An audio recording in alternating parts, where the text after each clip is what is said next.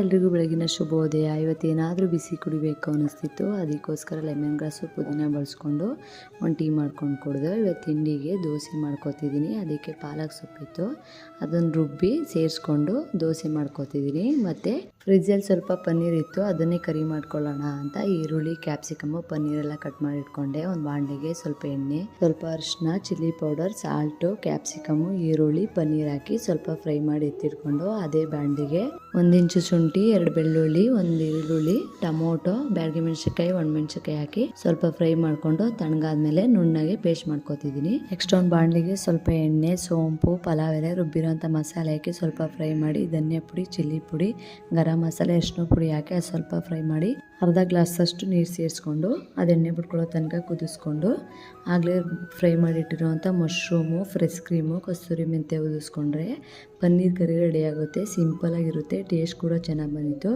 ದೋಸೆ ಹಾಕ್ಕೊಂಡು ತಿಂಡಿ ಮಾಡಿದ್ವಿ.